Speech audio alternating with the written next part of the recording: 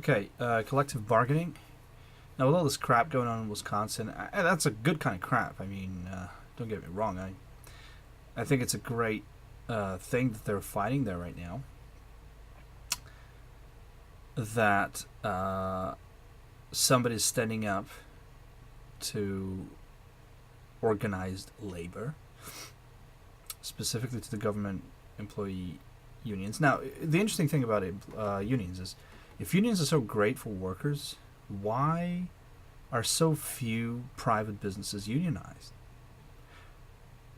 If what unions get you is so freaking great, then why aren't more private sector workers unionized? Mind you, the legislation right now in the United States is heavily biased towards the unions as opposed to the employer. And heavily is probably an understatement. If you have time, check out in the description. I provide the links to the two excellent videos. It's actually two parts of the same lecture on the history of the labor movement and labor legislation in the United States. Please invest this time and watch this. You'll be educated. If you're not aware of that subject matter, this is great education, guys.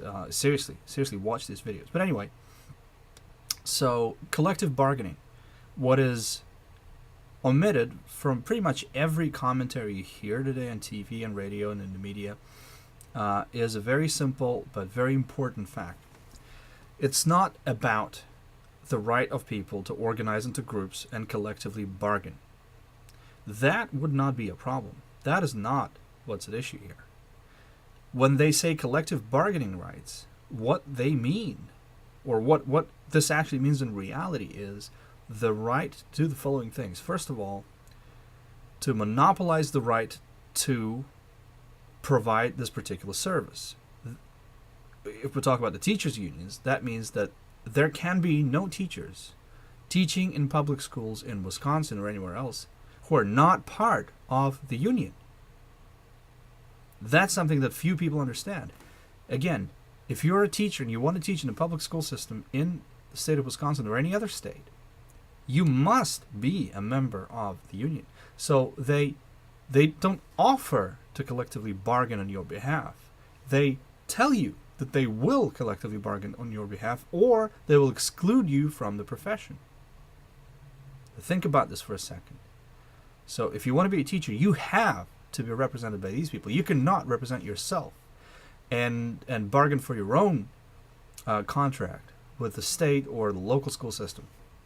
So that's one thing. Another thing is, the reverse is sort of the flip side of that. The state cannot hire anybody or go outside the union and look for other people who might be willing to work on the terms that are more palatable to the state. See? This is a clear instance of government-sponsored monopoly, as if there are any other kinds. This is specifically the law giving a group of people monopoly privilege backed by the state. So if the state wants to find somebody who might be willing to be employed as a teacher on the conditions that are more acceptable to the state, they can do that. If there's a teacher who wants a different kind of compensation, does not necessarily want the conditions that the union is bargaining for, they can't go to the state and negotiate a different salary or a different compensation package. The only party that has the ability to negotiate is the teachers' union. That's what's going on. And that's the root of the problem. Not the fact that people want to collectively bargain. Hey, go ahead, collectively bargain, fire away.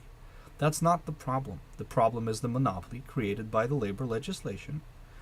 And I'm not even talking about the fact that these people, by these people I mean the unions, they collect dues. Now, I may be wrong, and I have to research this, and forgive me for not having researched this more carefully, but there may be a way for a teacher to not be a member of the union, but they still have to pay the dues. Maybe not as much, but they still pay the dues. So it's like, yeah, we're going to represent you. Thanks, but I don't want to be represented by you guys. No, we'll represent you. Okay? But I don't want this service from you. No, you may not want the service, but you will pay for it. Oh.